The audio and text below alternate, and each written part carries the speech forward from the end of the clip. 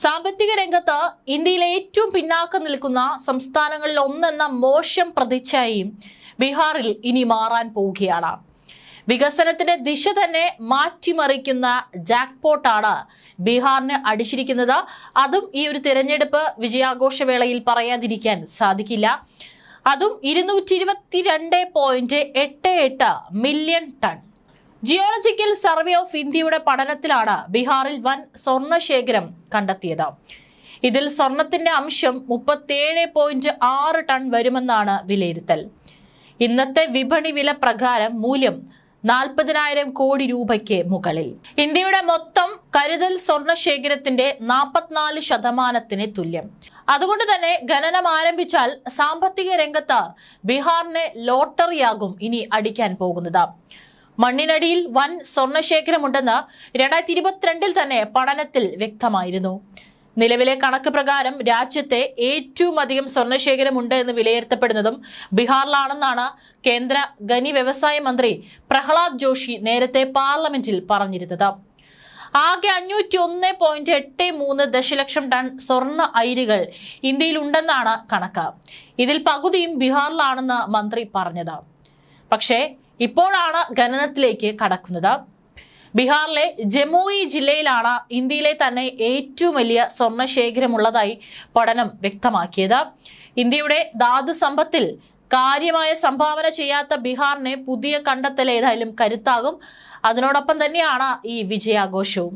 Geological survey of India, national mineral development corporation എന്നിവയുമായി സഹകരിച്ച് ഖനനം ആരംഭിക്കുമെന്ന് സർക്കാർ നേരത്തെ തന്നെ വ്യക്തമാക്കിയിരുന്നു. ജമുയി ജില്ലയിലെ കർമാട്ടിയ, ജാൻസ, സോനു മേഖലകളിലായാണ് സ്വർണ്ണശേഖരം. നിലവിലെ കണക്ക് പ്രകാരമാണ് രാജ്യത്ത് ഏറ്റവും അധികം സ്വർണ്ണശേഖരം വിലയിരുത്തുന്നത് ബീഹാറിലാണെന്നും കേന്ദ്ര സർക്കാരും പാർലമെന്റിൽ പറഞ്ഞത്. അത് ഇപ്പോൾ പാതിയും രാജ്യത്ത് മൊത്തമുള്ള സ്വർണ്ണശേഖരത്തിൽ അതിന്റെ പാതിയും ബീഹാറിലാണ് എന്നുള്ളതാണ്. ഇന്ത്യയിൽ ഏറ്റവും അധികം സ്വർണം ഉൽപ്പാദിപ്പിക്കുന്ന സംസ്ഥാനം പക്ഷേ കോലാർ ഗോൾഡ് ഫീൽഡ് KGF എന്നറിയപ്പെടുന്ന കർണാടകയിലാണ്. ദേശീയ ഉൽപാദനത്തിന്റെ 99% അവിടെയാണ് ഉൽപ്പാദിപ്പിക്കുന്നത്. അതേസമയം മണ്ണിനടിയിൽ ഖനനം കാത്തുകിടക്കുന്ന സ്വർണത്തിന്റെ കണക്കെടുത്താൽ 44% വിഹിതമായിട്ട് മുന്നിൽ നിൽക്കുന്നത് ബീഹാറാണ്. രാജസ്ഥാനിൽ 25%, കർണാടകയിൽ 21%, ബംഗാളിൽ 3%, ആന്ധ്രാപ്രദേശിൽ 3%, ജാർഖണ്ഡിൽ 2% എന്നിവയാണ് യഥാക്രമം തൊട്ടുപിന്നിൽ. ഛത്തീസ്ഗഡ്, മധ്യപ്രദേശ്, കേരളം, മഹാരാഷ്ട്ര, തമിഴ്നാട് സംസ്ഥാനങ്ങളിലാണ് ബാക്കി 2%. സ്വർണ്ണഖനനം ആരംഭിച്ചാൽ സാമ്പത്തിക രംഗത്ത് കുതിച്ചു കയറാൻ കഴിയുമെന്ന് ബീഹാർ സർക്കാരും പ്രതീക്ഷിക്കുന്നുണ്ട്. ഇതോടുകൂടി ഉയർന്ന തൊഴിലവസരം, അടിസ്ഥാന സൗകര്യ മേഖലയിലെ മുന്നേറ്റം, നിക്ഷേപ വളർച്ച, പുതിയ ബിസിനസ് അവസരങ്ങൾ എന്നിവയ്ക്ക് ഖനനം സഹായിക്കും. നികുതി, വിവിധ ലൈസൻസ് ഫീസുകൾ തുടങ്ങിയ ഇനങ്ങളിലായി സർക്കാരിന് വൻ വരുമാനവും ലഭിക്കും. ഇന്ത്യയിൽ ഏറ്റവും അധികം സ്വർണം ഉൽപ്പാദിപ്പിക്കുന്ന കോലാർ ഗോൾഡ് ഫീൽഡ് ഉൾപ്പെടുന്ന കർണാടകയിലാണ്. ദേശീയ ഉൽപാദനത്തിന്റെ 99% അവിടെ നിന്നാണ് ഉൽപ്പാദിപ്പിക്കുന്നത്. എന്നാൽ മണ്ണിനടിയിൽ ഖനനം കാത്തുകിടക്കുന്ന സ്വർണത്തിന് കണക്കെടുത്താൽ 44% വിഹിതവുമായിട്ട് ഇപ്പോൾ ബീഹാർ മുന്നിൽ നിൽക്കുമ്പോൾ ഇനി വരും വർഷങ്ങളിൽ അല്ലെങ്കിൽ ഭാവിയിൽ ബീഹാറിന്റെ ഗതി തന്നെ മാറ്റി മറിക്കുന്ന തരത്തിലുള്ള വികസനമാണ് ഇനിയിപ്പോൾ അവിടെ സംഭവിക്കാൻ പോകുന്നത് എന്നുള്ള കാര്യത്തിൽ യാതൊരു സംശയവും വേണ്ട. അതുകൊണ്ട് തന്നെയാണ് ഈ തെരഞ്ഞെടുപ്പിനൊപ്പം ഈ ഒരു സ്വർണ്ണഖനിയും വീണ്ടും ചർച്ചകളിൽ ഇടം നേടുന്നത്. ഇനി ഭരണകക്ഷിക്ക് എത്രത്തോളം സാമ്പത്തിക നേട്ടങ്ങളാണ് സർക്കാരിനും അതുപോലെ തന്നെ നമ്മുടെ രാജ്യത്തിനും നൽകാൻ സാധിക്കുക എന്നുള്ളത് ഈ ഖനനത്തിന്റെ അല്ലെങ്കിൽ ഈ സ്വർണ്ണഖനിയുടെ ആഴമനുസരിച്ചിരിക്കും. അതേസമയം തന്നെ ബീഹാറിൽ ഇപ്പോൾ വലിയ ആഘോഷമാണ് നടക്കുന്നത്. 2 പതിറ്റാണ്ടായി ബീഹാറിന്റെ മുഖ്യമന്ത്രി കസേരയിൽ ഇരിക്കുകയാണ് JDU അധ്യക്ഷൻ നിതീഷ് കുമാർ. നിയമസഭാ തെരഞ്ഞെടുപ്പ് ഫലം വരുമ്പോൾ അടുത്ത 5 വർഷം കൂടി നിതീഷ് തന്നെയാകും ബീഹാറിനെ നയിക്കുക എന്നുള്ളതും വ്യക്തമാവുകയാണ്. 2020-നേക്കാൾ മികച്ച മുന്നേറ്റമാണ് ഇത്തവണ JDU നടത്തിയത്. അതോടെ NDA സഖ്യത്തിന്റെ പ്രകടനത്തിൽ നിലംപരിശായി ഇന്ത്യ സഖ്യം. വനിതകളെ കൂടെ നിർത്താൻ തെരഞ്ഞെടുപ്പ് പ്രഖ്യാപിക്കുന്നതിന് മുൻപ് വരെ നിതീഷ് കുമാർ നടത്തിയ നീക്കങ്ങൾ ഫലം കണ്ടു എന്ന് വേണം മനസ്സിലാക്കാൻ. വനിതാ വോട്ടർമാർ വലിയ തോതിൽ വോട്ട് ചെയ്തു എന്നായിരുന്നു വാർത്തകൾ. ബീഹാറിലെ പുരുഷന്മാർ ഇതര സംസ്ഥാനങ്ങളിൽ ജോലിക്ക് പോകുന്നതും സർക്കാരിന്റെ വീഴ്ചയായി ഇന്ത്യ സഖ്യം പ്രചാരണം നടത്തിയെങ്കിലും ഫലമുണ്ടായില്ല. 2015-ൽ 71 സീറ്റായിരുന്നു JDUവിനെ. 2020-ൽ JDU 115 സീറ്റിൽ മത്സരിച്ചുവെങ്കിലും ജയിച്ചത് വെറും 43 സീറ്റിലാണ്. അതേസമയം 110 സീറ്റിൽ മത്സരിച്ച BJP ആകട്ടെ 74 സീറ്റ് നേടുകയും ചെയ്തു. ഇതോടെ നിതീഷ് കുമാറിന്റെ തിളക്കം മങ്ങിയെന്ന് പ്രചാരണമുണ്ടായിരുന്നു.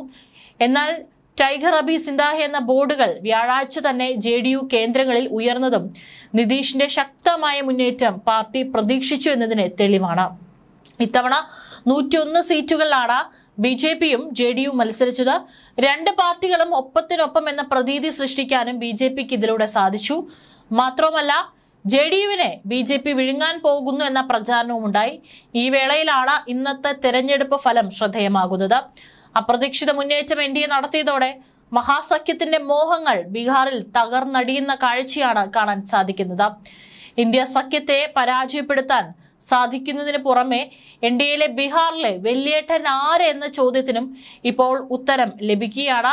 നിതീഷ് കുമാറിന്റെ ജനകീയത ഒട്ടും കുറഞ്ഞിട്ടില്ല എന്നും വ്യക്തമാകുന്ന തെരഞ്ഞെടുപ്പ് ഫലം കൂടിയാണ് ഇപ്പോൾ പുറത്തു വന്നിരിക്കുന്നത്.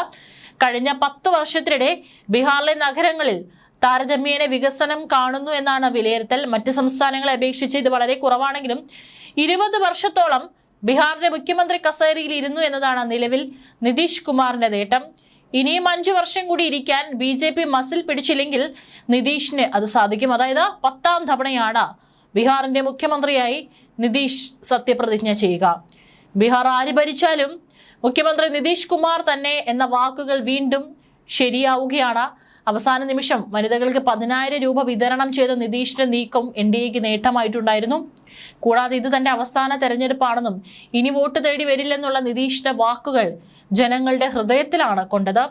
RJD മാത്രമല്ല, കോൺഗ്രസ്, ജൻസുരാജ് പാർട്ടി, മജ്ലിസ് പാർട്ടി, ഇടത് പാർട്ടികൾ എന്നിവരെല്ലാം ഇത്തവണ തകരുന്ന കാഴ്ചയാണ് തെരഞ്ഞെടുപ്പ് ഫലത്തിൽ. ബീഹാറിൽ വിജയിക്കുന്ന മോദി നിതീഷ് കോംബോ വലിയ രീതിയിൽ തന്നെ ദേശീയ മാധ്യമങ്ങളടക്കം വാർത്തയാക്കുകയാണ്. ബീഹാർ നിയമസഭാ തെരഞ്ഞെടുപ്പിൽ BJP ആണ് ഒറ്റകക്ഷി. തൊട്ടുപിന്നാലെ JDU. മുന്നണിയിൽ 2 പാർട്ടികൾ മത്സരിച്ചത് 101 സീറ്റിൽ വീതമാണ്. അങ്ങനെ ആ മുന്നണി ബീഹാർ കീഴടക്കി കഴിഞ്ഞു. കഴിഞ്ഞ തവണത്തേക്കാൾ നേട്ടമുണ്ടാക്കിയാണ് നിതീഷ് കുമാറിന്റെ JDU തിളങ്ങും വിജയം ഇത്തവണ കരസ്ഥമാക്കിയിരിക്കുന്നത്. ബീഹാറിനെ അക്ഷരാർത്ഥത്തിൽ തൂത്തുവാരി എന്ന് തന്നെ നമുക്ക് പറയാം. പ്രതിപക്ഷ പ്രചാരണം ഒന്നും തന്നെ ഒരിടത്തും ഏശിയില്ല.